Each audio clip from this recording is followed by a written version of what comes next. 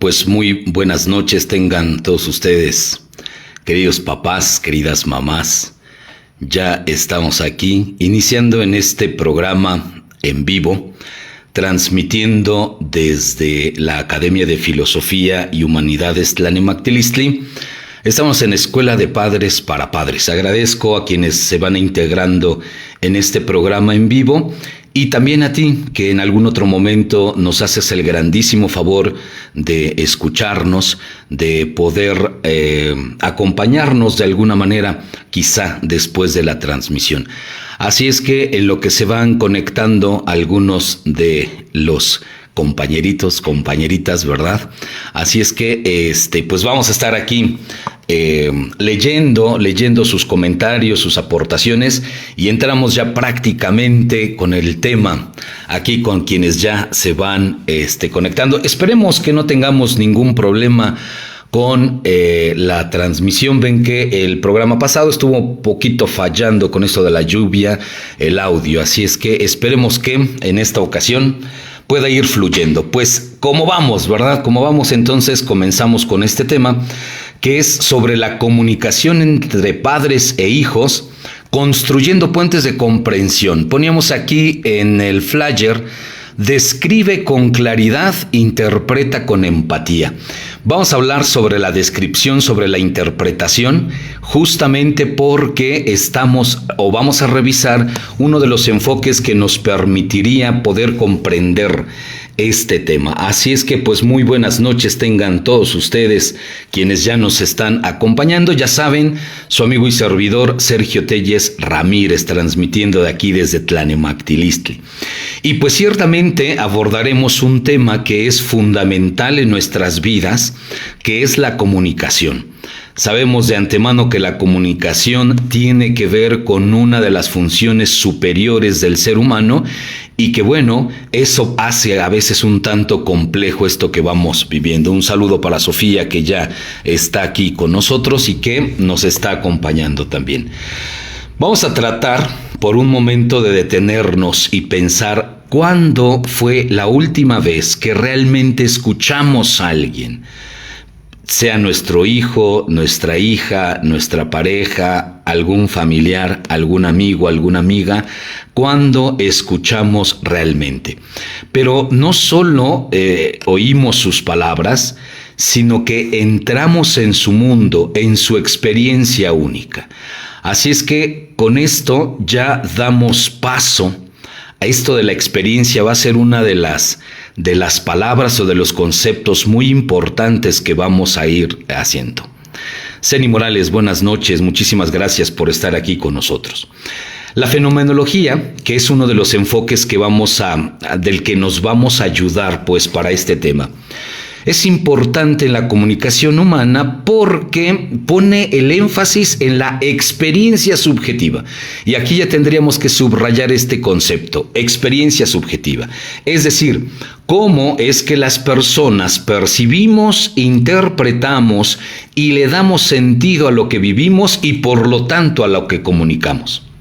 Esta perspectiva de la fenomenología ayuda a comprender que la comunicación no solo es transmisión de información, sino también una construcción de significado entre quienes participan. Entonces, una de las ideas que tenemos que subrayar es que no se trata en la comunicación solo de transmitir información, sino de construir un significado en ese acto comunicativo.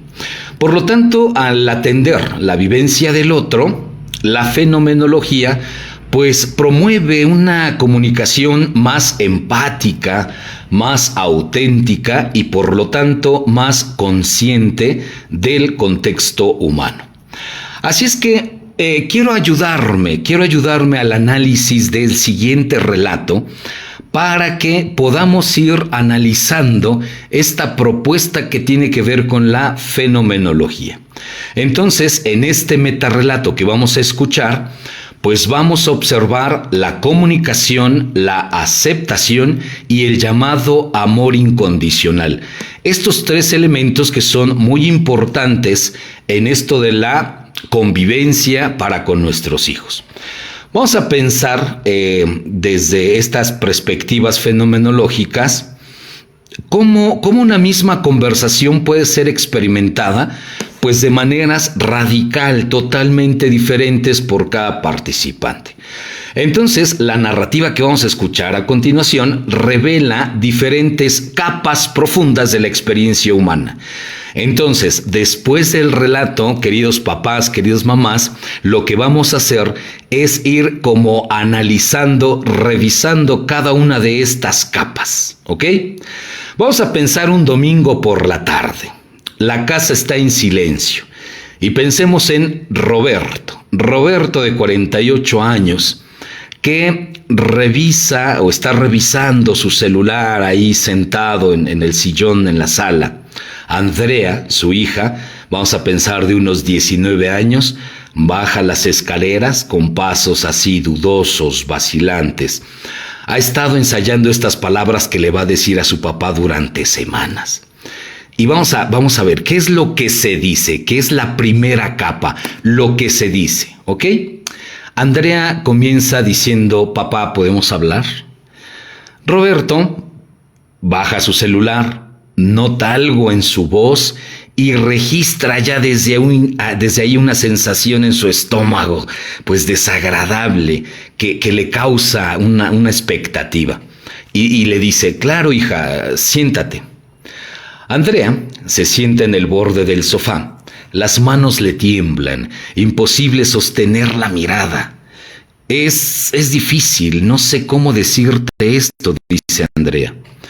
Roberto se endereza instintivamente, así en alerta, y le dice, puedes contarme lo que sea, Andrea, sabes que te amo. Andrea, con lágrimas en los ojos, sigue diciendo, papá, he cometido errores, muchos errores. He tenido relaciones con varias personas, con muchas personas. Roberto se mantiene en silencio, traga saliva y le dice, está bien, hija, pues todos cometemos errores. Roberto, después de un largo silencio, se levanta, camina hacia la ventana, deseando no estar ahí. Lo siente insoportable ya desde ese momento. Andrea, sollozando, di algo, por favor, grita, castígame, pero di algo. Roberto se voltea con lágrimas en los ojos, ven acá, y la abraza fuertemente. Roberto le dice, mi niña preciosa, lamento que estés pasando por esto y haber tenido que cargar esto tú sola. Vamos a checar esta segunda etapa. Eso fue lo que se dijo. Janet Cerón, muchísimas gracias por estar aquí. Hernández Fabi también. Eloy Amparo, como siempre, un saludote. Y seguimos con este relato. ¿Sale? ¿Qué es lo que experimenta cada uno? Ya vemos, ahí está el acto, ¿sale? Es decir, hay palabras que se dicen.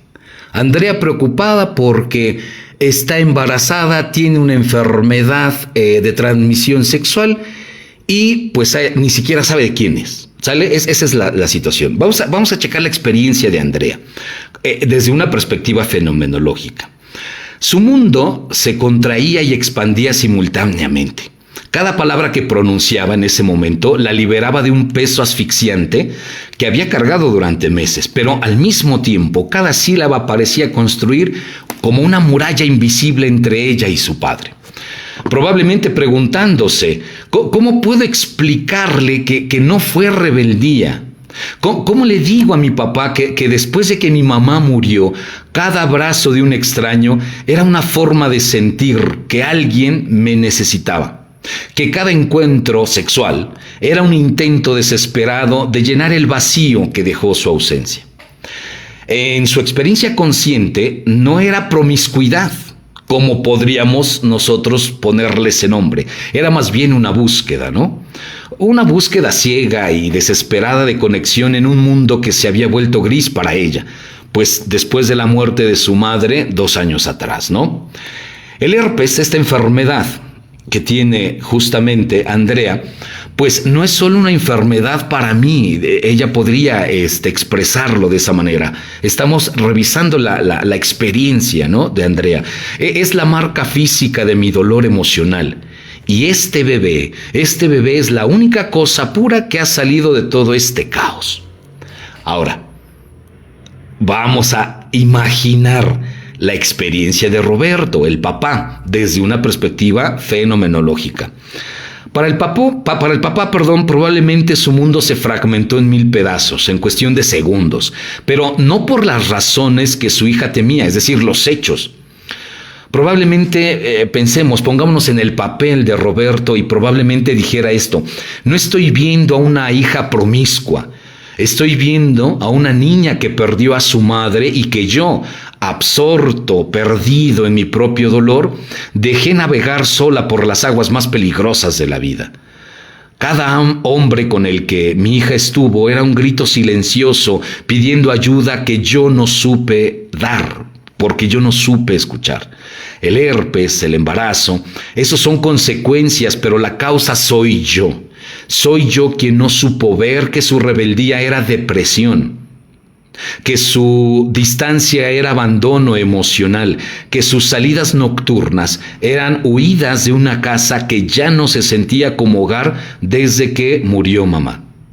Cuando me dice que no sabe quién es el padre, no escucho a una joven irresponsable, escucho a una niña perdida que confundió intimidad física con conexión emocional, porque en casa ya no había el calor humano.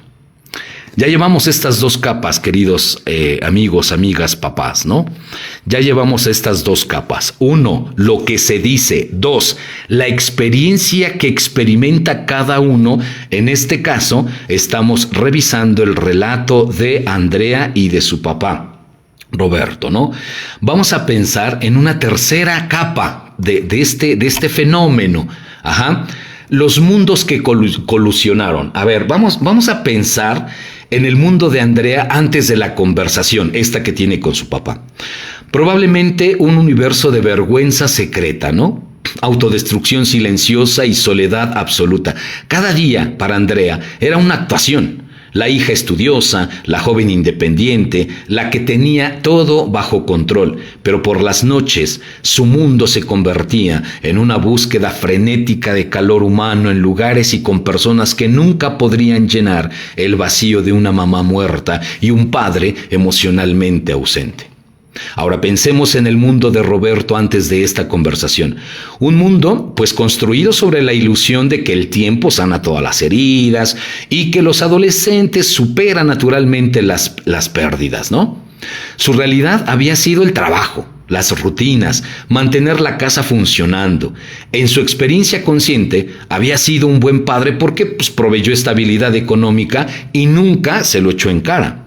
No se había dado cuenta de que había dejado de ver a su hija como un ser humano completo. El momento de la colusión, entonces, cuando estos dos mundos se encontraron en ese domingo en la tarde, algo extraordinario sucedió. En lugar de fracturarse más, comenzaron a fusionarse en una nueva realidad compartida. Una realidad donde el dolor no dividía, sino más bien conectaba. Donde la vergüenza se transformaba en vulnerabilidad compartida. Ahora, otra capa que le vamos a llamar como la transformación fenomenológica. ¿Ok? Estamos revisando este relato intentando verlo desde un enfoque fenomenológico.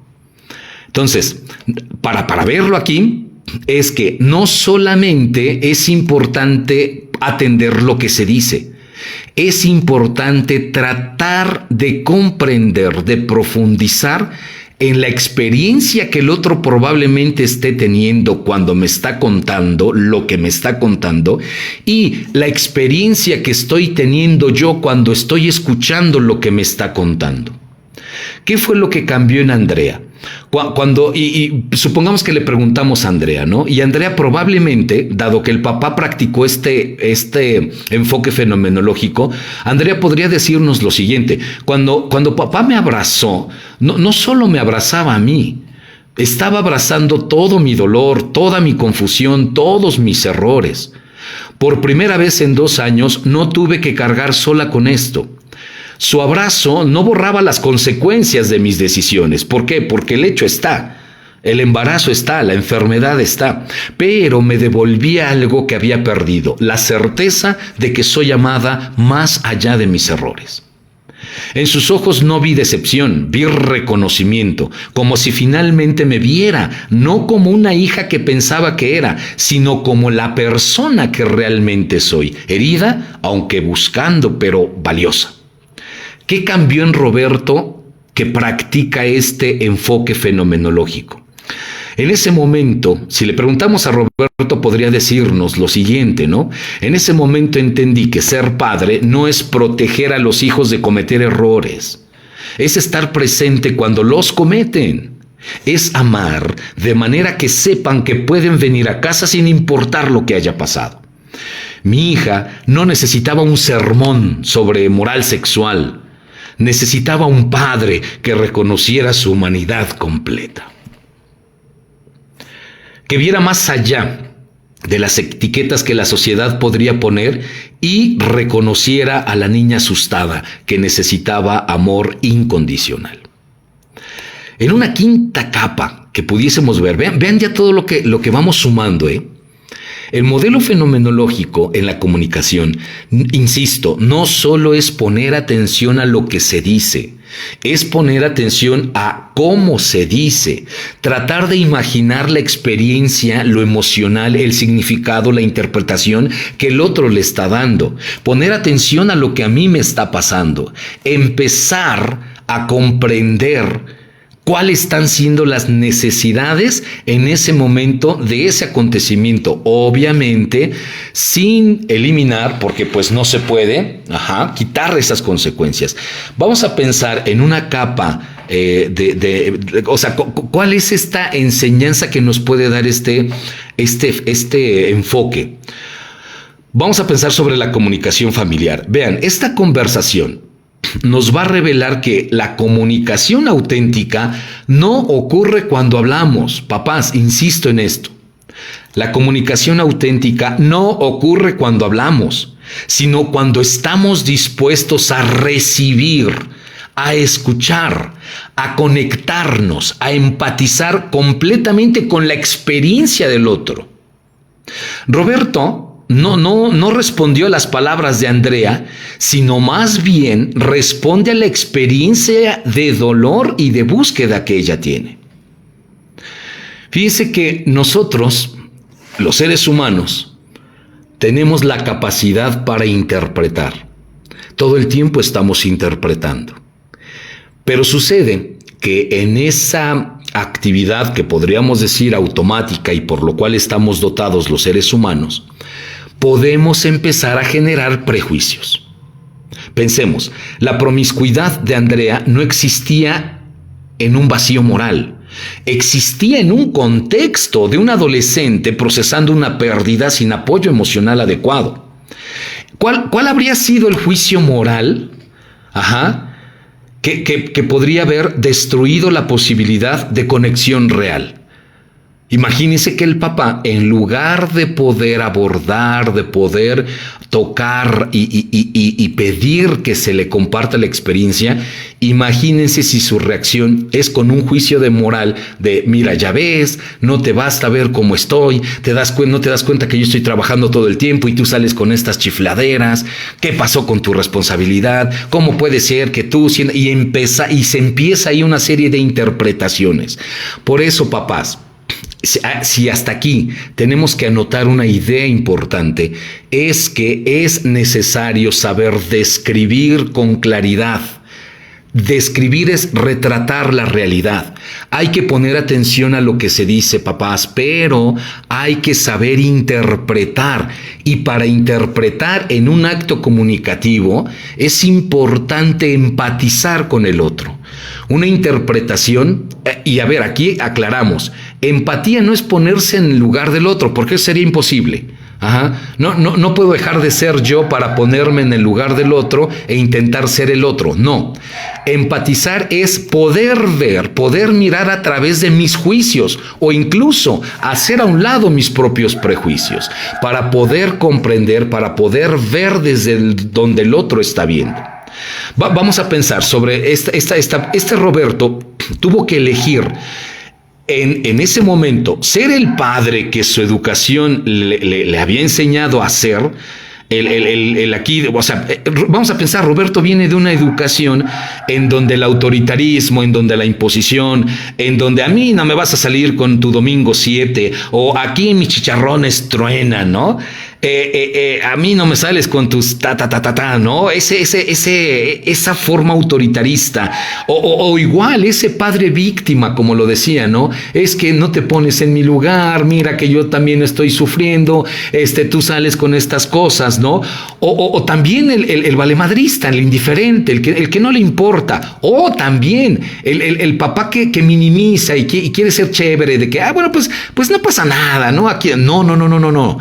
Entonces, Roberto tuvo que elegir en ese momento ser el padre que su educación le había enseñado a ser o ser el padre que su hija necesitaba. Es decir, el que ofrece comprensión y el apoyo incondicional, lo cual, desde luego, estamos insistiendo, no significa que no tenga que afrontar la realidad.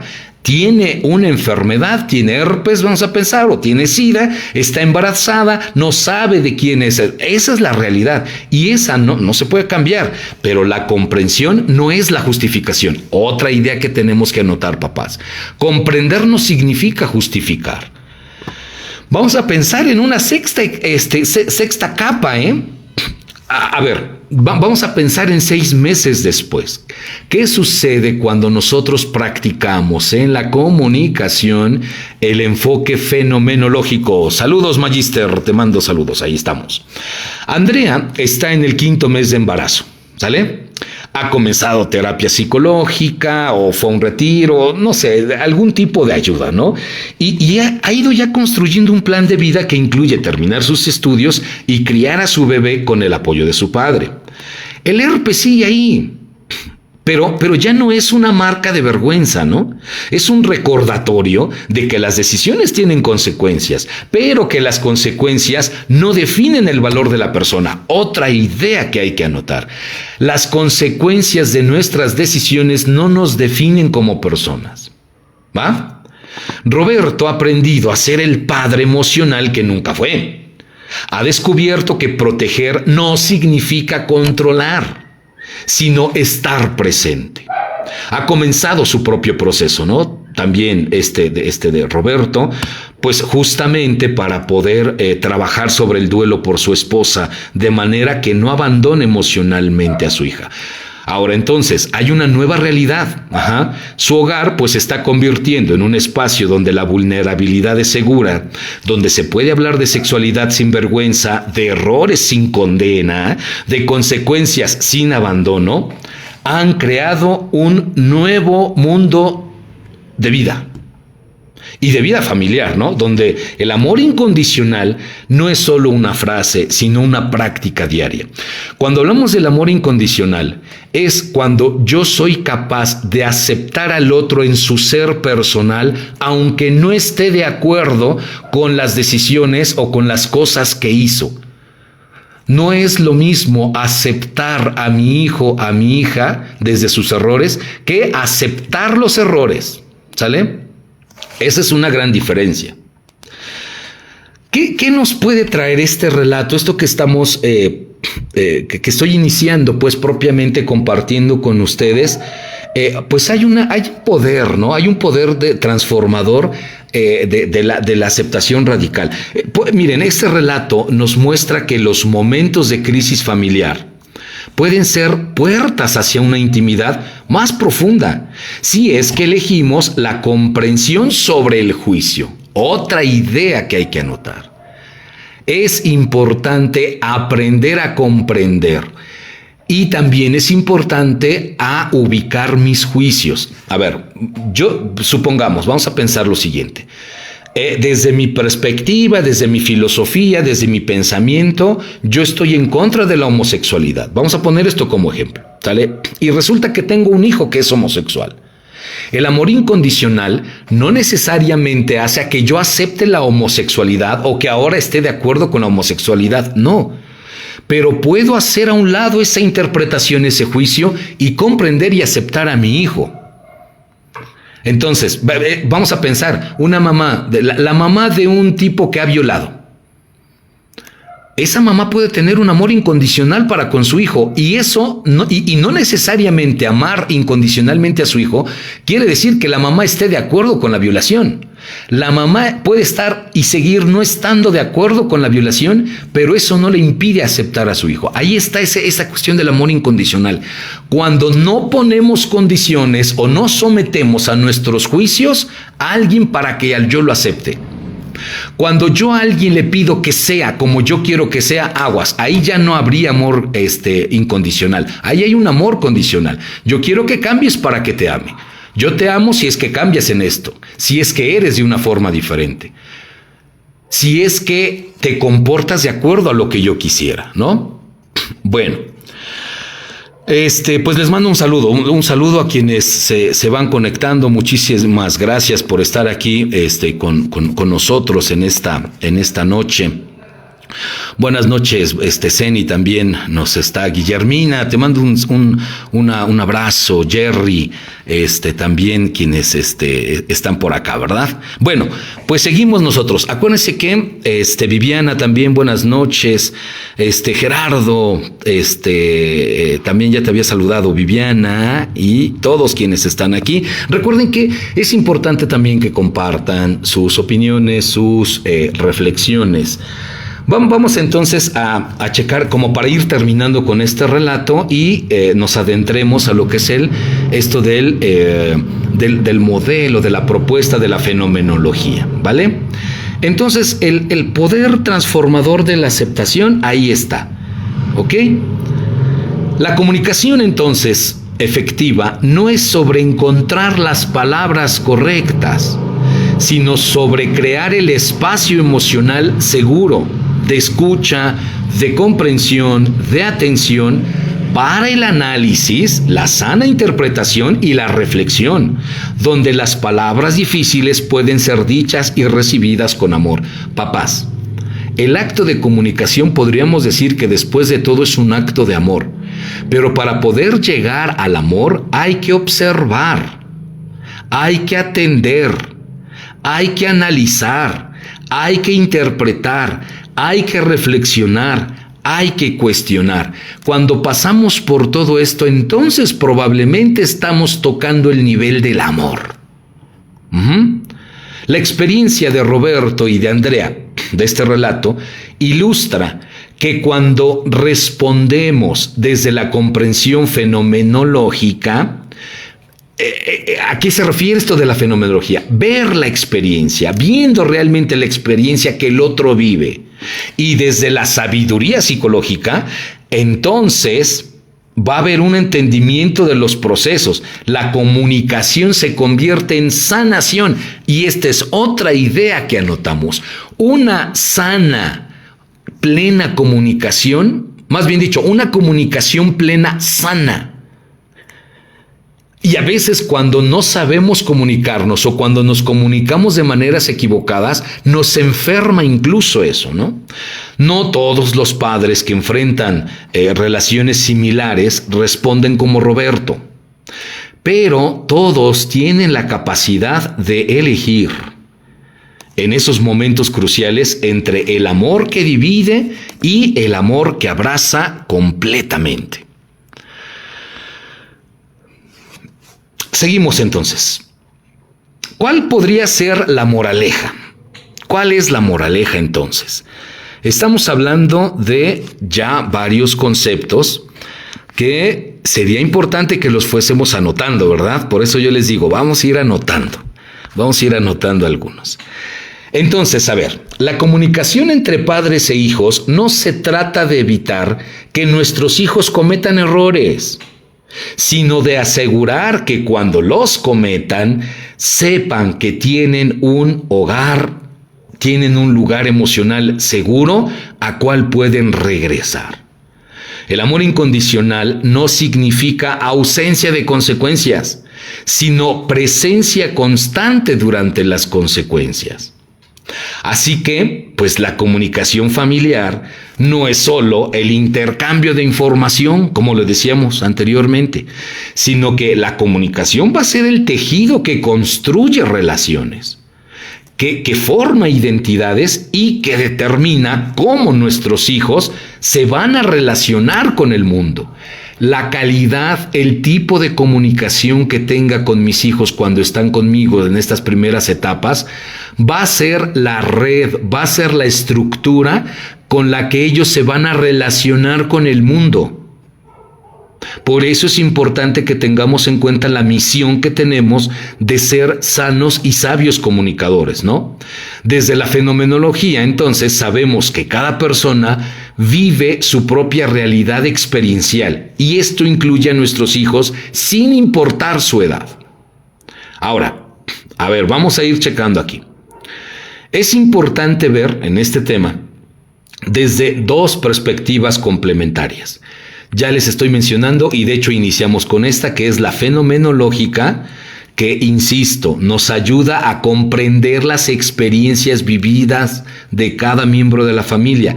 Y por otro lado también la cuestión psicológica, que esta nos va a ofrecer herramientas prácticas basadas en evidencia científica. Entonces aquí filosofía y psicología al rescate y presente en este tema que es la comunicación entre padres e hijos.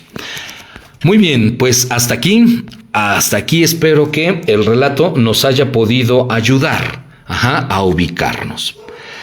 Vamos a puntualizar un poquito más en esto de la fenomenología y específicamente en la comunicación, ¿vale? A ver, entonces, ya dijimos, yo sé que está muy repetitivo, pero es importante que nos quede claro. La fenomenología nos va a enseñar que cada ser humano construye su realidad a partir de sus experiencias Lacan, un discípulo de quien funda el psicoanálisis, Freud, nos va a decir que hay que distinguir entre lo real y la realidad. Y me late su anotación. Es decir, a ver, los hechos, lo que sucede, le vamos a llamar lo real. Y la interpretación de eso que sucede en mí, mi interpretación es mi realidad. ¿Vale? Por lo tanto, cada uno de nosotros tiene una realidad diferente de lo real. Hay algo real, no estamos negando la realidad. Porque aguas, hoy es uno de los problemas que tenemos, negar la realidad. No. Hay algo real, hay algo objetivo, hay algo que se da en este momento. Estamos transmitiendo, yo estoy tratando de construir, de compartir con ustedes un mensaje. Estoy aquí en un cuarto, frente a una pantalla, frente a unos apuntes, frente a un micrófono. Y es mi realidad. Yo no sé si tú vienes en el coche, si tú estás en tu casa, es decir, cada quien puede construir su propia realidad. Pensemos en una familia. Sucede algo, algún acontecimiento, alguna fiesta, alguna enfermedad, lo que tú quieras. Eso es lo real. Pero cada uno de los individuos va a construir su propia realidad. Eso es lo que la fenomenología eso es lo que apunta.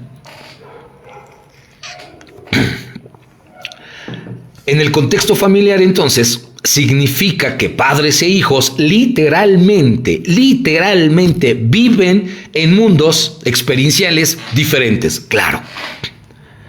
Un adolescente de 15 años, por ejemplo, pues no solo piensa diferente a su papá que tiene 45, de hecho experimenta la realidad pues de una manera fundamentalmente distinta, ¿no? Entonces, vamos a ir aclarando conceptos claves. Un concepto clave de esta propuesta justamente tiene que ver con la intencionalidad de la conciencia. Es decir, cuando su hijo le dice, fíjese, cuando el hijo dice, ¿no?, al papá, es que no me entiendes. No están simplemente expresando su frustración. Ahí el hijo, el adolescente, el niño incluso, pues está revelando que su conciencia está dirigida hacia una experiencia de incomprensión que es real para él.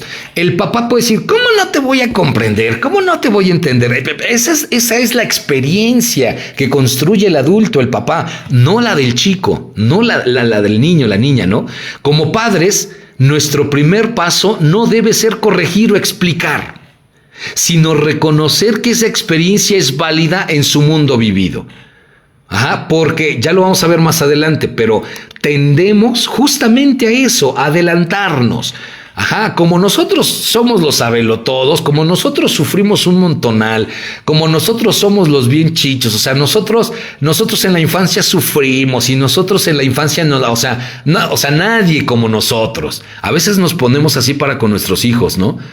Entonces minimizamos sus experiencias. ¿Por qué? Porque los fregones somos nosotros. Nosotros somos los que ya batallamos, nosotros somos los que nos las sabemos de todas.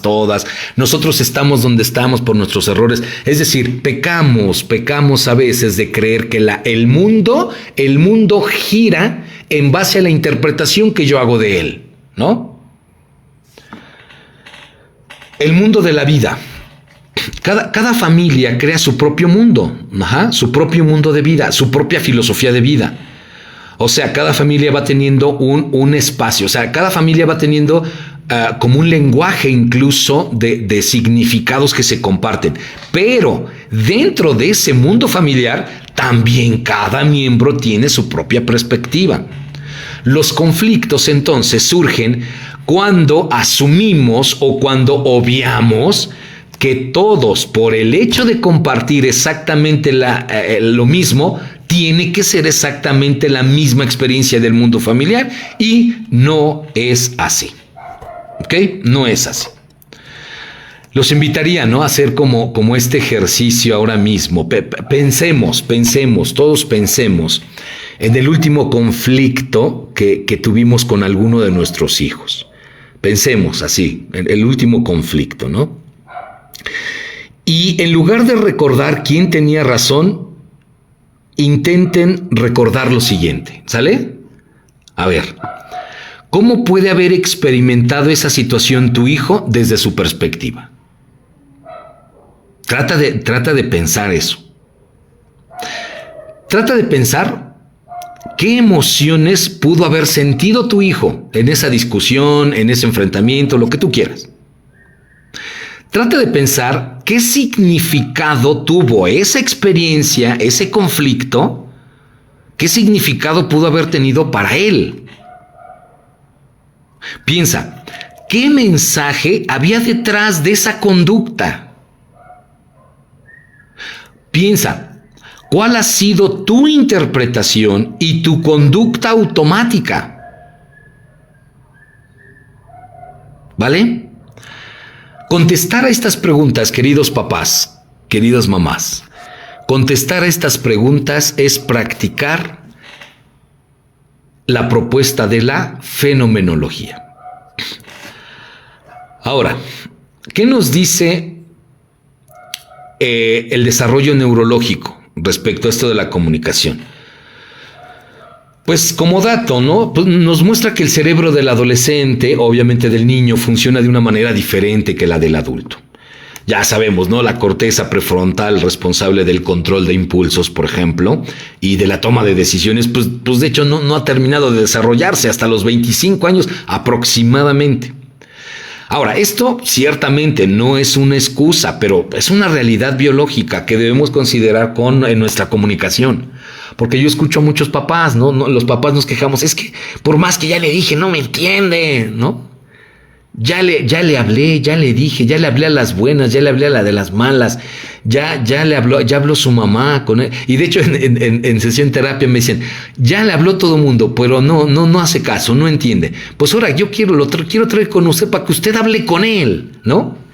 Para que usted hable con él, y como si yo pudiera así acelerar el proceso de maduración del cerebro. Y órale, en un par de sesiones, calentamos el cerebro y lo maduramos, le ponemos papel de estraza o no sé qué podríamos hacer, como para que el cerebro madure, y entonces el chico en un par de sesiones ya pueda ser consciente de sí mismo, medir consecuencias, etcétera, etcétera.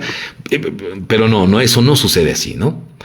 Desde la cuestión psicológica también es importante revisar los estilos de apego y los patrones, papás, los patrones comunicativos, ¿no? John Bowlby nos enseñó que los patrones de apego que se forman en la infancia, pues van a influir en cómo nos comunicamos durante toda la vida, ¿eh? Un padre con apego ansioso, por ejemplo, pues puede tender a la sobreprotección comunicativa, ¿no? Mientras que uno con apego evitativo puede minimizar la importancia de las conversaciones emocionales, ¿ok? Ahora, también hay un impacto que se va dando de generación en generación. Es decir, a ver, es crucial, es importante reconocer que nuestros propios patrones de comunicación familiar pues fueron aprendidos en nuestra infancia. La psicología sistémica, por ejemplo, nos muestra que tendemos a reproducir los patrones comunicativos que vivimos, tanto los positivos como los problemáticos. Ahora, una propuesta que he compartido con ustedes en muchísimas ocasiones, que es de el autor es de Marshall Rosenberg, ¿sale? Que me parece fabulosa. Y si pueden anotar, pues sería muy importante que lo hicieran. ¿Sale? ¿En qué consiste? A ver, esto no es magia, pero Marshall Rosenberg va a hablar de 4 componentes importantes para una sana comunicación. Y vamos con el primero. El primer elemento nos va a decir: observa sin interpretar. Por eso les puse ahí en el flyer: describe antes de interpretar. Observa, ¿ok? Observa sin hacer interpretación. Por ejemplo, no es lo mismo decir: oye, hijo, veo que llegaste a las 11:30 o 12:30 de la noche. No es lo mismo, eso es una observación, ¿sale? Si yo le digo a mi hijo: ayer noté que llegaste a la 1:45 de la mañana. Esa es una observación, ¿sale? Pero ¿qué pasa si yo le digo: oye, siempre llegas tardísimo? Pues ¿tú qué te crees? Ahí ya estoy haciendo una interpretación, estoy haciendo una valoración, ¿ok? Número 2. Es necesario saber expresar nuestros sentimientos ante las situaciones que no nos agradan o que nos conflictúan, en este caso, por ejemplo, de nuestros hijos, de la pareja, etcétera, etcétera, ¿no? Vean, no es lo mismo decir: me siento preocupado, en lugar de: eres un irresponsable y mira cómo me pones. Fíjense, ¿vale? Número 3. Hay que identificar las propias necesidades. Por ejemplo, en este caso, a ver, ¿cuál es el problema, papá? ¿Cuál es el problema, mamá? Es que, pues yo necesito saber que mi hijo está seguro. Vale, esa es tu necesidad. No es la de tu hijo. Esa es tu necesidad. ¿Vale? Y entonces, ante eso, lo que tengo que hacer es una petición específica. Y entonces a mi hijo ya podría decirle: oye, te pido que me envíes un mensaje cuando sepas que vas a llegar tarde. ¿Vale? Vamos a ver un ejemplo. Imaginemos la siguiente situación. Pensemos, un adolescente, un hijo de 15, 16 años que llega tarde y sin avisar. Porque quién sabe por qué no avisan, no contestan, ¿verdad? La respuesta típica que tenemos es que eres un irresponsable, siempre haces lo mismo, ¿cuándo vas a entender? Es que no te das cuenta, mira cómo me pones, para que hasta como para que tenga yo una enfermedad por tu culpa, etcétera, etcétera. Bueno, vamos a ver una respuesta fenomenológico-psicológica sana, ¿sale? Vean, ¿qué dijimos? Ya, bueno, llega tu hijo y le dices, ¿no? A ver, hijo, veo que llegaste a las 11:30 de la noche o 12, no sé, a la hora que haya llegado. Estoy haciendo una observación, número 1. ¿Sabes, hijo? Me siento preocupado porque no sabía dónde estabas. Estoy expresando mis sentimientos. Mira, hijo, como padre, yo necesito saber que estás seguro. Estoy expresando mi necesidad. Número 4. Te pido que acordemos en este momento una forma de comunicarnos cuando vayas a cambiar de planes o estés atascado en el tráfico o te estés quedando otro rato en la fiesta, no sé, ¿vale? Papá, mamá, para una comunicación fenomenológico-psicológico sana, número 1, observa. Número 2, Expresa tus sentimientos. Número 3, identifica y externa tus necesidades. Y número 4, haz una petición específica, concreta, respecto a esa situación por arreglar, ¿no? Ahora, si además de esto, imagínate, le dices a tu hijo, también hijo, me gustaría entender qué pasó desde tu perspectiva. ¿Qué pasó desde tu perspectiva? Entonces ahí entra lo fenomenológico. ¿Por qué? Porque estoy dando chance, estoy dando esa apertura a que el otro me pueda contar, me pueda contar su experiencia. ¿Ok?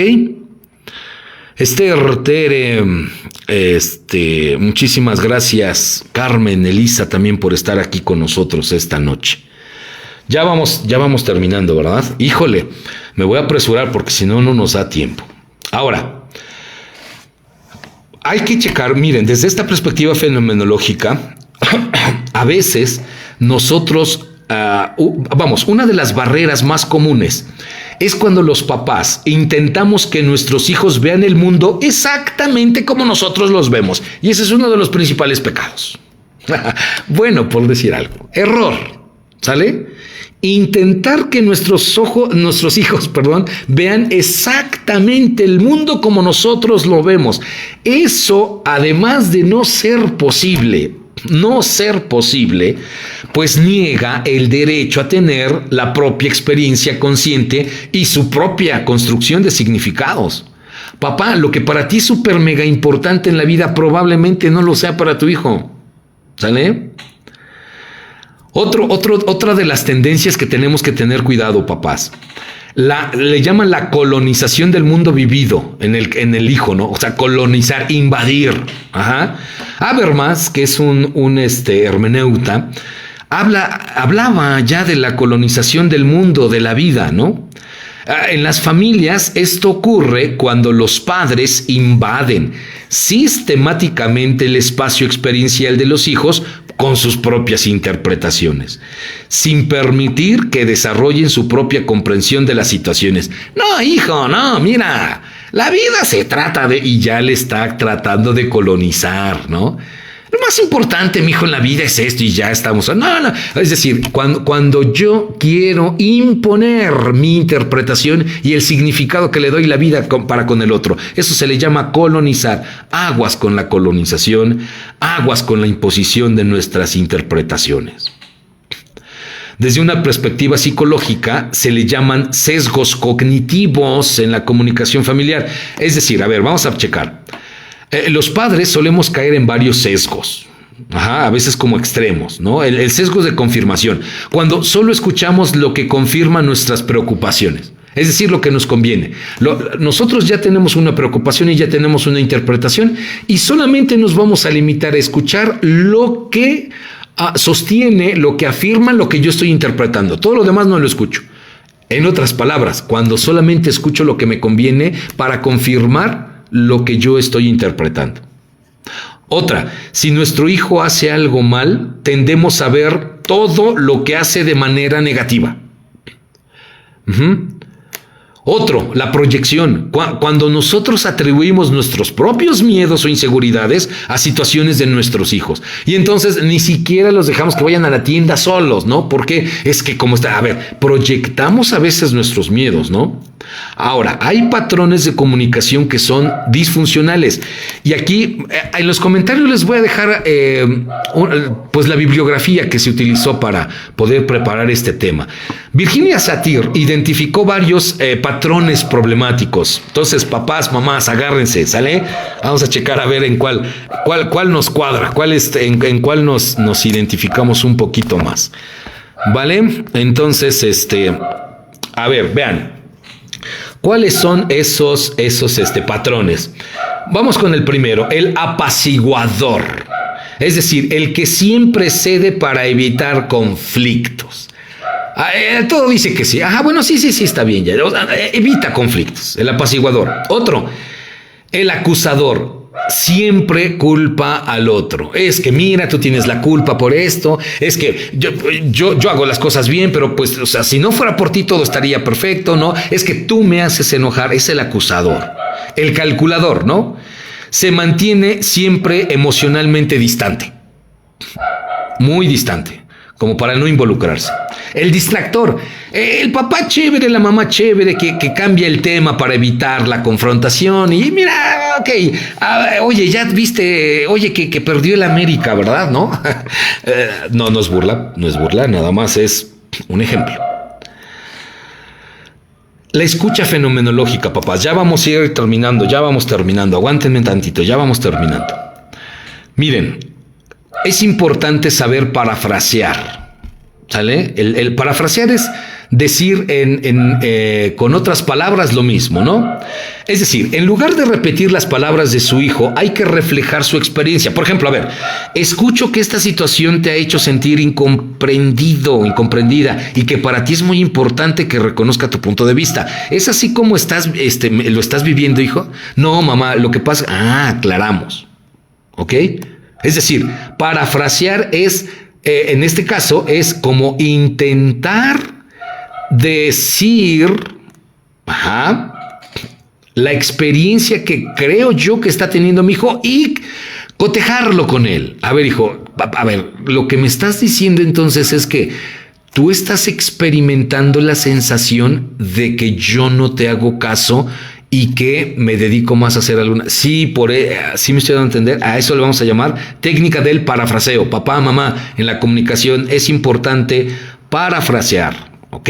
En lugar de repetir las palabras de tu hijo, refleja su experiencia y verifica si es que estás interpretando de manera adecuada la experiencia que está teniendo.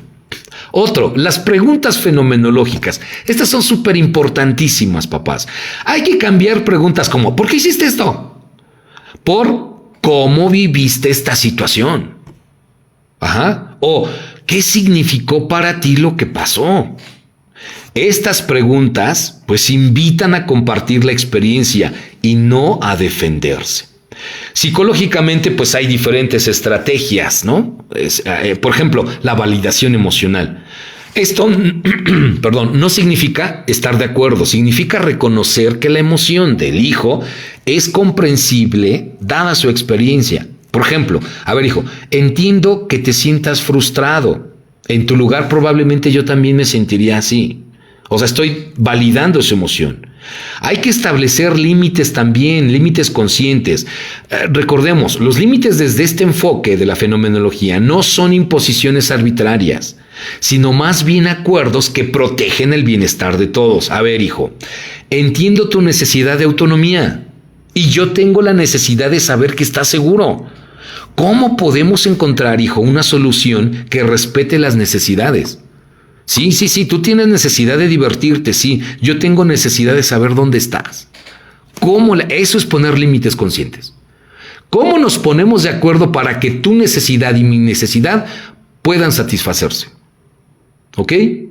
Papás, ¿a qué te invito? Ya nos vamos. Haz un círculo de experiencias, no sé, una vez por semana o por mes, ¿no? Siéntense en familia y que cada miembro comparta cómo vivió un evento significativo de la semana. Es decir, que comparta su experiencia.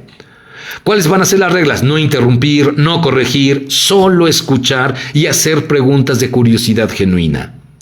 Otra estrategia, el diario de perspectivas. No sé, después de un conflicto, después de una bronca, ¿no? Tanto padre como hijo escriben su experiencia por separado. Y luego comparten sus escritos. No para debatir quién tiene la razón. Papás, nos equivocamos al razonar cuando lo que queremos es tener la razón. Apúntenlo. Nos equivocamos al razonar cuando pretendemos querer tener la razón.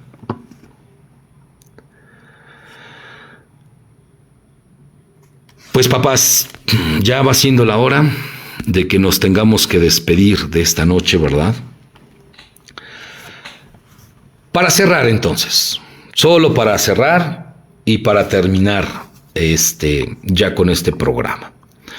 Recordemos, papás y mamás, la comunicación efectiva entre padres e hijos requiere que reconozcamos que cada miembro de la familia vive en su propio mundo experiencial, es decir, su propia interpretación.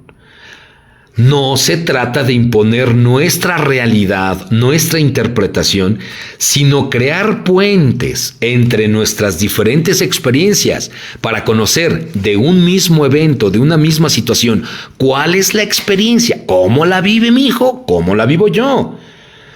Tan es válida su experiencia como la mía, porque esa es su realidad y esa es mi realidad. Y acuérdense, esas realidades se construyen de lo real, ¿ok? Desde la cuestión psicológica, pues hemos aprendido a herramientas concretas. Les decía, la comunicación no violenta de Marshall, ¿no? La validación emocional y el establecimiento de límites conscientes. Estas no son técnicas manipulativas, sino son formas de honrar tanto nuestras propias necesidades como la de nuestros hijos.